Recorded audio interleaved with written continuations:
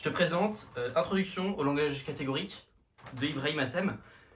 J'imagine que tu connais pas les catégories. Sinon, je pense que tu as déjà lu un livre du type. Et je sais pas, je peux pas te conseiller si c'est pas ton premier livre, parce que moi c'était mon premier livre. Mais ça m'a fait un choc de le lire parce que toutes les constructions, quasiment, tu vois, en théorie des groupes, en espace vectoriel, tous ces trucs un peu bizarres, genre ça ressemble beaucoup. Par exemple, quand tu prends un espace vectoriel et que tu regardes son dual, ça ressemble beaucoup, sauf que la composition des applications, ça se fait dans un autre sens. Enfin, t'as l'impression qu'il se passe un truc que tu comprends pas vraiment.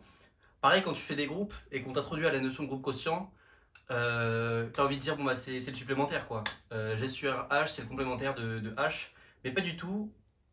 Par exemple, c'est pas vrai forcément que t'aies même un sous-groupe de G qui soit isomorphe à G sur H, pour H un sous-groupe de G.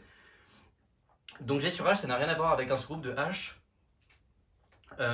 Pourtant, ça a à peu près les mêmes propriétés. Si le groupe est abélien, son quotient est abélien.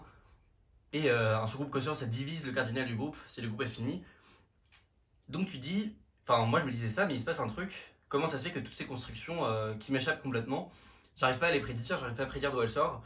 Et comment ça se fait qu'à chaque fois, elles ressemblent un peu à ce qu'il y avait avant, mais avec des subtilités. Et en fait, quand tu vas voir ce livre, tu vas te rendre compte que c'est tout ça, c'est la traduction d'une seule même chose que tu peux systématiser. Dès que tu vas voir une construction n'importe laquelle, un corps, machin, tu vas directement avec ce livre pouvoir te poser les bonnes questions. D'ailleurs, il te les pose directement les bonnes questions. Tu as à peu près 50 exercices par chapitre. Et à chaque fois, c'est des notions très pertinentes qu'il te fait introduire et qui te font réaliser encore une fois que, par exemple, la construction des groupes quotients, la construction de l'abélianisé d'un groupe, tout ça, c'est juste des cas particuliers extrêmement artificiels d'une même notion. Ça te fait comprendre les choses beaucoup plus en perspective. Et c'est l'énorme intérêt de ces livres, c'est tous les exercices. Tous les exercices, je sais que moi ça me faisait un peu peur quand j'avais beaucoup d'exercices parce que potentiellement tu vas bloquer et là ton ego de mathématicien il va être en jeu. Bah ça c'est pas le cas dans ce genre d'exercice parce que c'est quasiment que des exercices de vérification. Ok, c'est pas des exercices où tu vas travailler ton intuition ou tu vas te préparer aux IMO. C'est pas des exercices qui vont te rendre plus intelligent, mais c'est des exercices qui vont qui vont te donner beaucoup de recul sur les objets que tu manipules et sur les maths en général. D'ailleurs, si je veux te convaincre encore plus, là je suis beaucoup moins serein, mais apparemment ça a des applications à beaucoup d'autres choses que les groupes, que les objets. Tu peux définir des nouvelles logiques avec les catégories. Là je suis beaucoup moins sûr.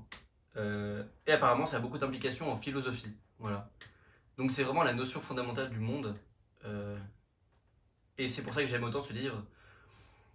C'est ce qui t'emmène un peu dans cet univers extrêmement mystérieux qui est le langage catégorique. Et franchement, ça passe tout seul. Là, j'enchaîne des chapitres et je comprends les choses beaucoup mieux que j'avais. Parce que avant, j'avais acheté Algèbre de Serge Lang. Il y a tout un chapitre sur les modules.